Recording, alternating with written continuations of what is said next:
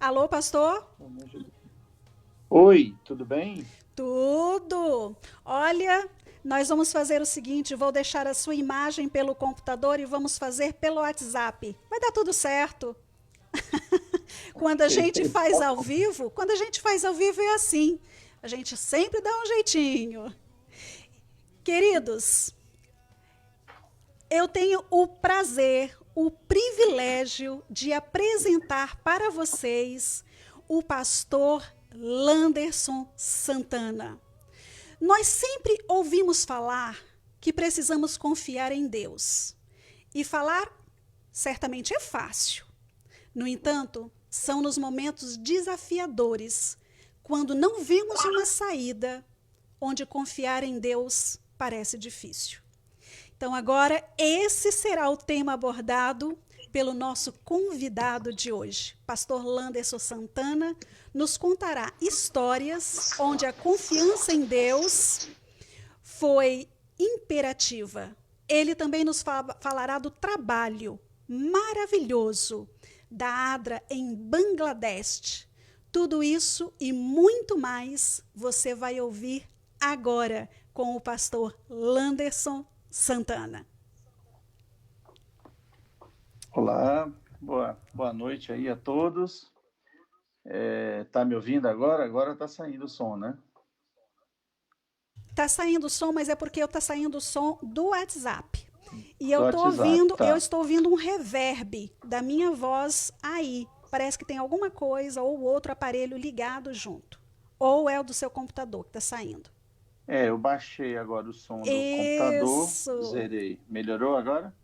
Perfeito. Tá. Agora tá perfeito. Eu, eu consigo colocar uma imagem de alguma coisa aqui, projetar, não? Consegue, consegue. A tela é Então, toda sua, a tela é toda sua. faço? Como é que eu faço? Eu não sei. Compartilha. Compartilha aonde? Eu sei do Zoom, mas esse aqui eu tô quebrando a cabeça. Tá, deixa eu ver. Microfone. Meu pai. Eu não sei não como é que eu compartilho a tela. Mas enfim, se não der, não tem problema. Eu vou falar sem poder. Eu tenho algum comando? Compartilhar. Tem aqui Tem. Wirecast, tem. O doutor César Vasconcelos, ele às vezes joga e ele compartilha a tela. Agora eu não sei como é que é o esquema que ele usa aí. Compartilhar a tela. Tá, mas tudo bem. Eu acho que a gente vai falar mesmo ao vivo, não tem como. Não tem. Eu não sei fazer o compartilhamento de tela nesse. É um programa diferente, eu não conheço. Entendi. Esse Resident Evil aqui, eu não sei como é que faz, não. Mas para mim é um privilégio, eu quero saudar a todos e todas. A gente tem o privilégio de estar aqui nesse programa, Novo Tempo, e eu quero, antes de compartilhar a mensagem bíblica com vocês, falar um pouquinho da experiência que eu tive em Bangladesh. Bangladesh, que é um país com quase com mais de 170 milhões de habitantes, mas que tem o tamanho do Ceará. Então, portanto, é um país muito pequeno, mas com uma população muito grande. Um país que foi parte da Índia até 1947, depois se tornou Paquistão Ocidental, e em 71 teve a independência e se tornou um país independente. O nome Bangladesh vem Bangla, a língua, e Desh significa país. Então, é o país da língua Bangla.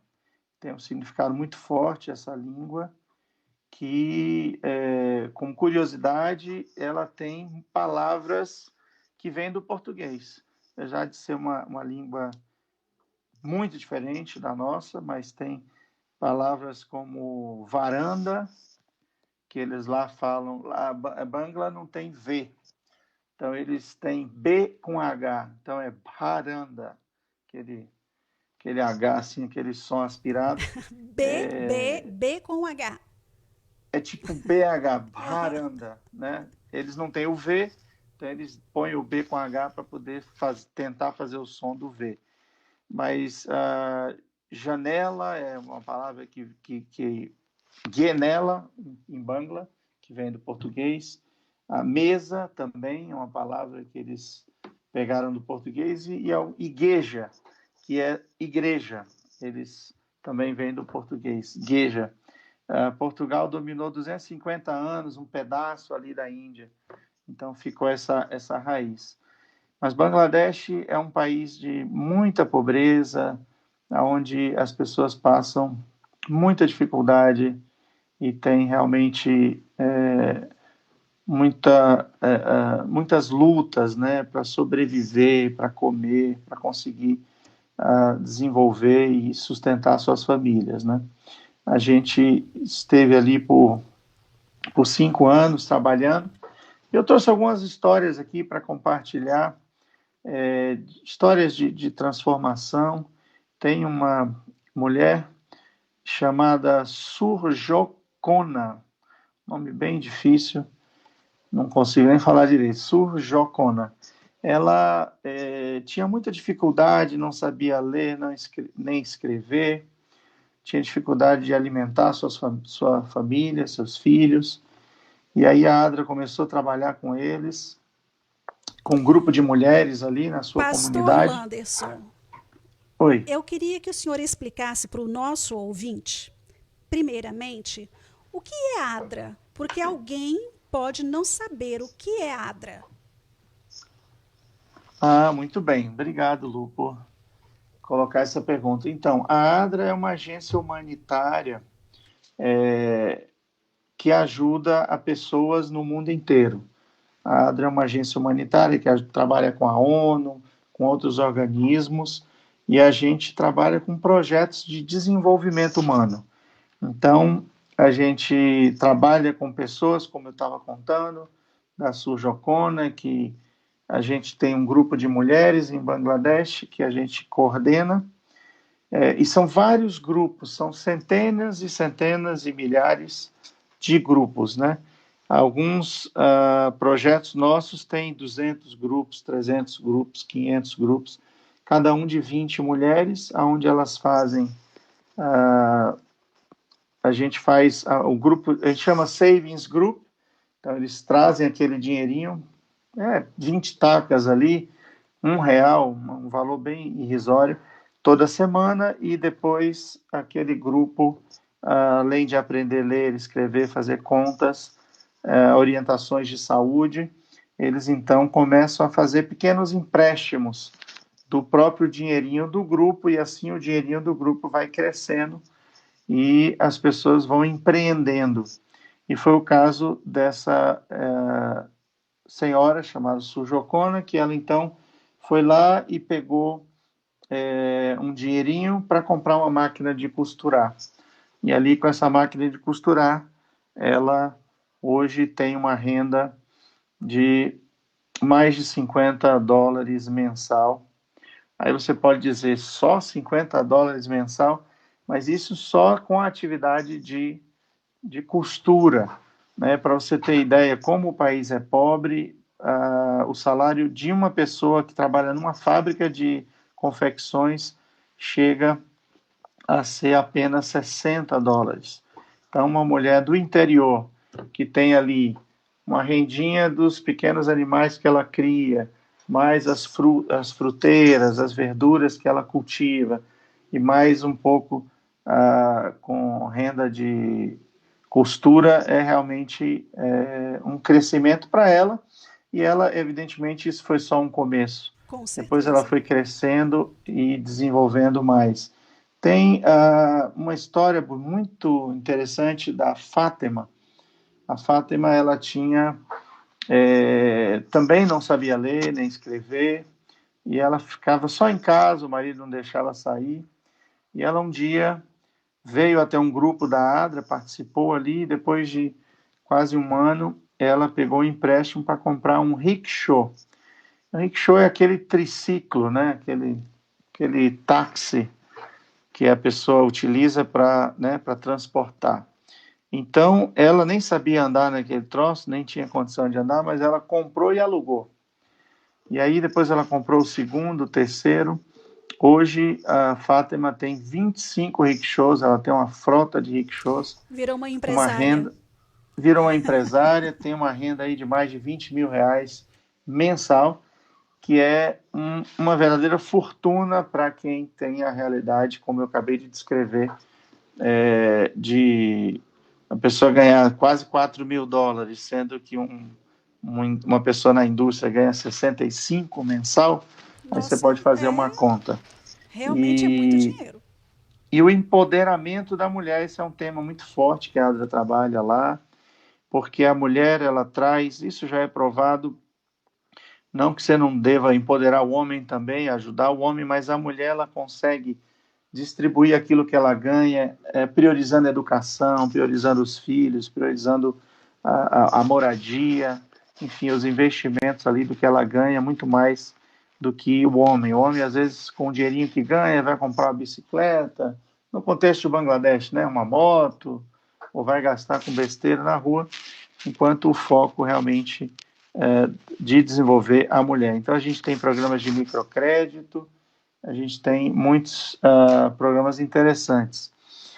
E não sei se você quer perguntar alguma coisa, e daqui a pouquinho eu vou entrar, controlar o tempo aqui, entrar na parte da É, mensagem eu queria saber, espiritual. pastor, como é que o senhor chegou até esse local, até Bangladesh? O senhor falou assim: olha, hoje acordou, hoje eu quero ver se eu consigo um chamado para lá. E aí, isso tudo aconteceu. Porque Sim, então, na verdade, eu tenho uma característica, eu tenho quase 20 anos de ministério, eu nunca cavei chamado e nunca recusei chamado. Então, eu tenho um amigo que era o diretor da Adra Ásia, e ele dizia, olha, quando você quiser, me fala, pra você vir e tal. Mas eu coloquei para ele e falei, não, é o contrário, a gente está aqui, se Deus chamar, a gente vai. E aí, um dado momento, ele convidou para a gente para uma entrevista e conversar, e veio o chamado em 2012, a gente foi para lá em 2013, ficamos até 2018. É um país muito difícil, a cultura é diferente, a comida é diferente, a linguagem, eu vou falar um salmo aqui, 46, a gente vai meditar nesse salmo daqui a pouco, mas eu quero adiantar só com curiosidade.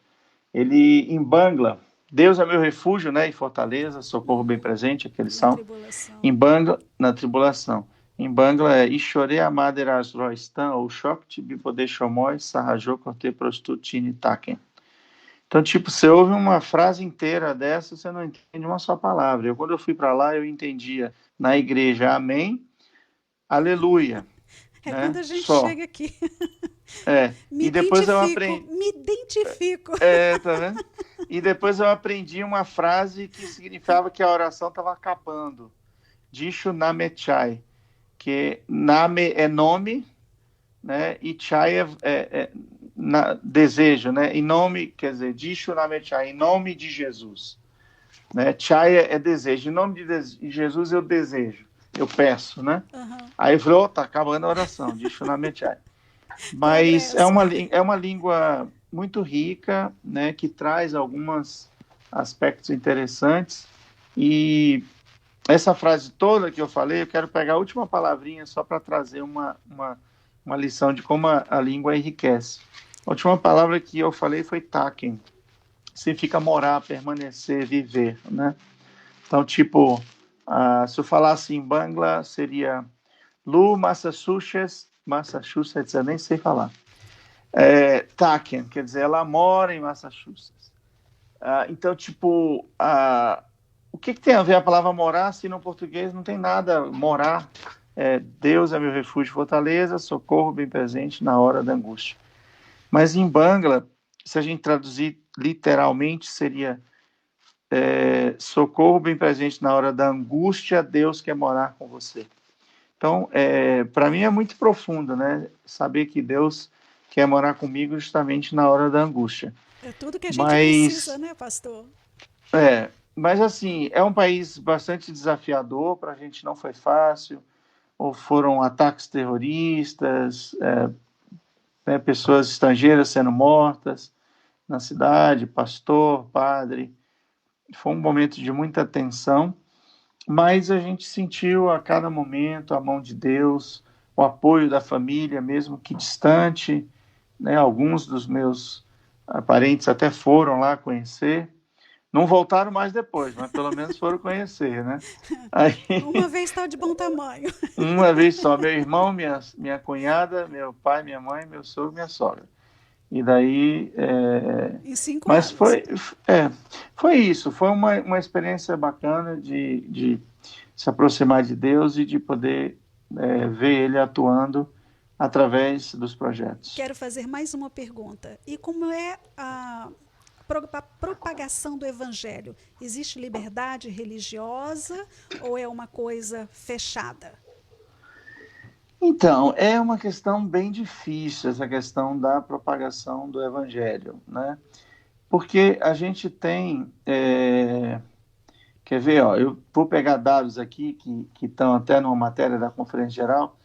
Apesar de 1 milhão de adventistas existem na divisão do sul do Pacífico Asiático, mas dentro de Bangladesh a gente tem pouco mais de 10 mil pessoas, né, batizadas, né, nos livros da igreja. Então é muito pouco para um país de 170 milhões. O evangelho lá tem mais de 105 anos, né, e apenas 10 mil membros ativos, sendo 30 mil nos livros, né, mas é que a maioria não, né, eles têm um conceito de que não pode tirar a pessoa do livro da igreja. Fica lá, mas a pessoa não é membro mais.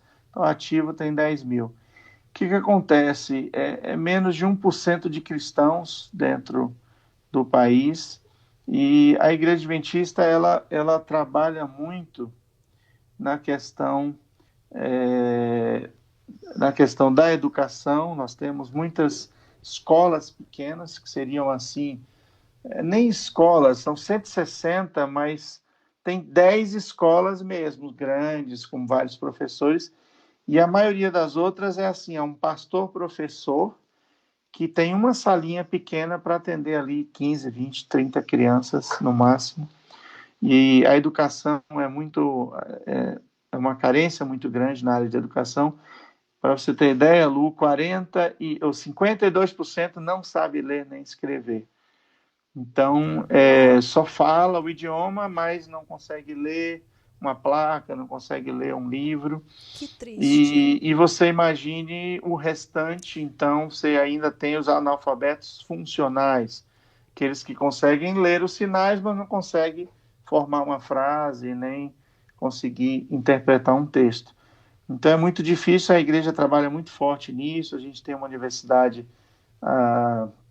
se formando, crescendo, onde temos cursos de enfermagem, administração, teologia, com muito pouca gente, 2, 3 formando por ano. E a gente sabe que a base, né, de uma nação é a educação, então a gente já Sim. imagina como é que é a situação em Bangladesh.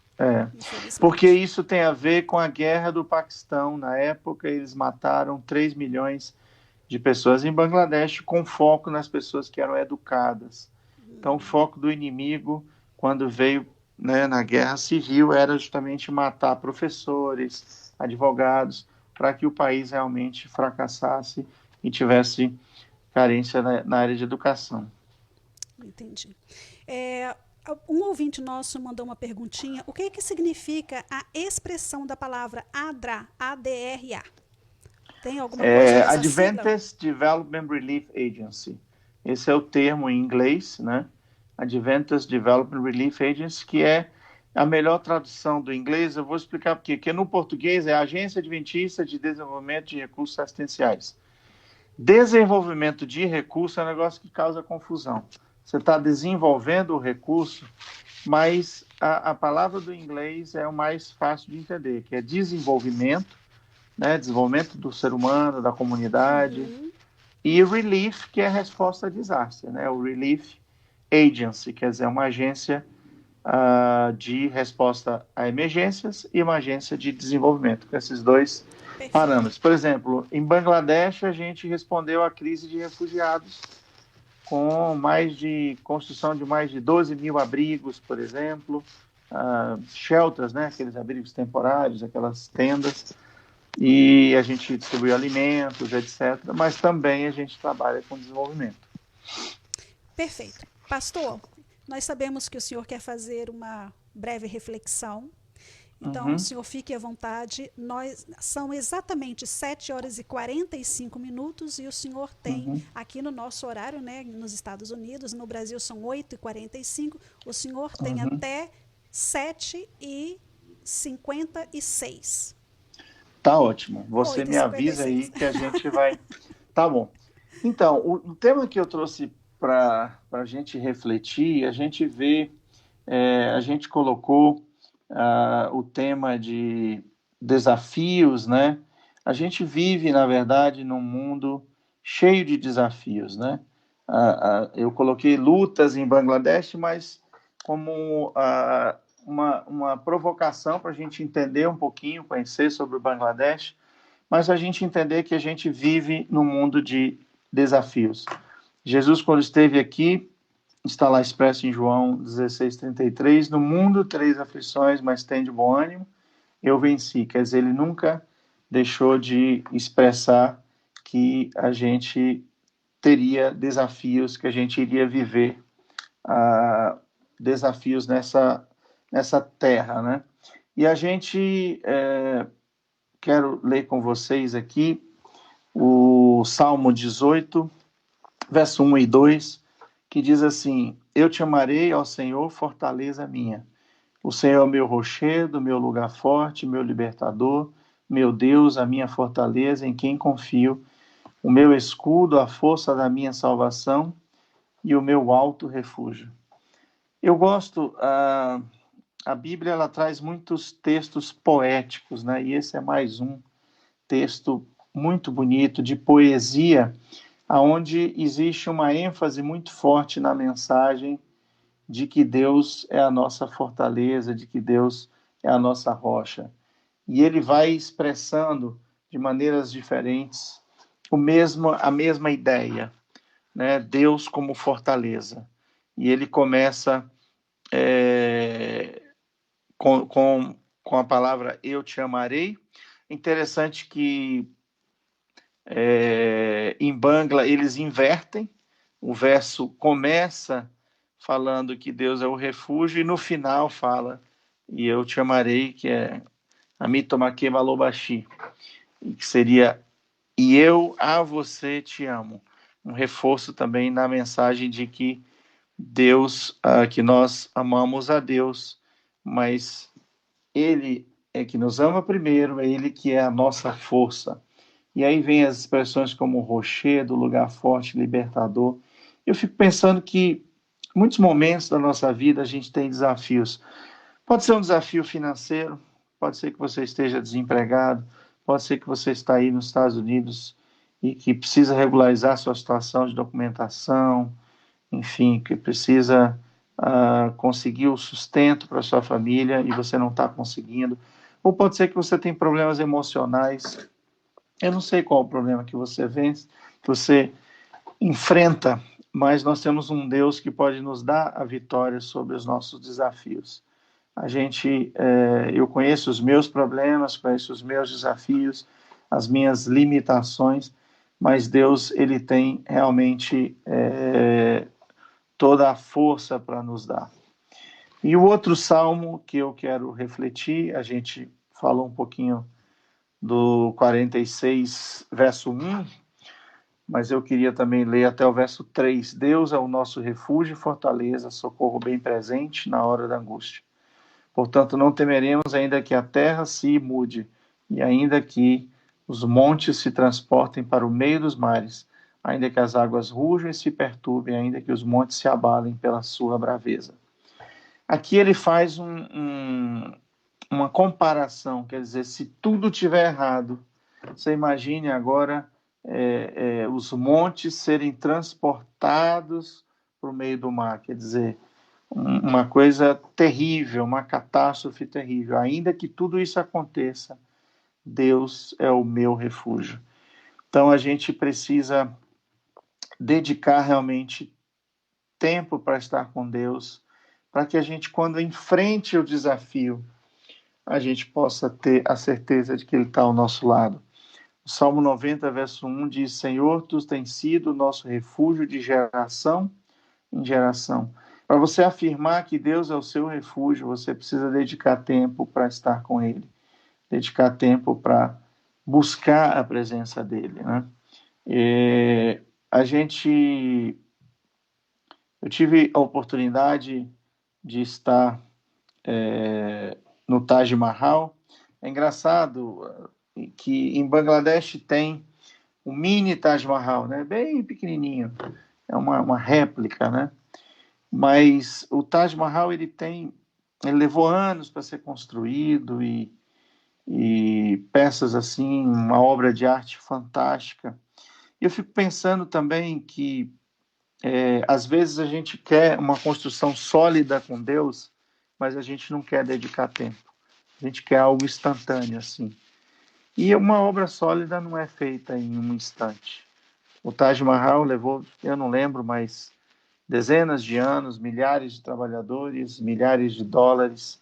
É até difícil mensurar, porque eu acredito que uma obra daquele tamanho nunca conseguiu ser feita daquele jeito de novo.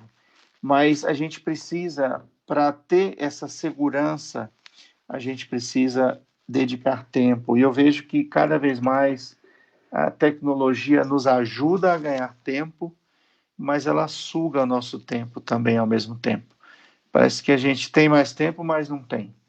A gente tem uma correria, eu estava até comentando com a minha esposa de como que a Lu e o Mitz conseguem trabalhar o dia todo e ainda partir para o programa, porque é todo um preparo. Verdade. Quem está ouvindo acha que é só chegar lá e ligar e falar. Mas você investe Investe. tempo, né, para isso. E o que acontece? A gente precisa, e eu quero trazer esse apelo, para que a gente tenha Deus como nosso refúgio, a gente precisa conhecer Ele, a gente precisa ter experiência com Ele, né? A gente precisa orar, a gente precisa dedicar tempo de qualidade para buscar a presença de Deus. E esse é o convite que Deus nos faz nessa noite, para que a gente busque a presença dEle, não como uma pessoa que quer pedir coisas, mas buscar a Deus como alguém que quer ter uma amizade profunda, uma intimidade, uma, uma caminhada juntos, né? Para que a gente possa, mais e mais, através da presença dEle, a gente ser transformado para poder ser um instrumento de transformação, né? A gente só pode falar do que a gente tem. A gente só pode oferecer o amor, né, que você mencionou no início do programa, se a gente pratica esse amor, se a gente tem esse relacionamento íntimo com Deus. Então esse é meu convite, é o convite da palavra de Deus para nós, para que a gente possa dedicar tempo e permitir que Deus transforme a nossa vida e possa nos fortalecer, porque quando vier um momento de dificuldade, a gente já vai ter intimidade com Ele suficiente para que Ele possa guiar a nossa vida de forma completa. Muito bom, pastor, ouvir o senhor. Que alegria, que linda a sua experiência de vida. Acredito que também não foi fácil, né?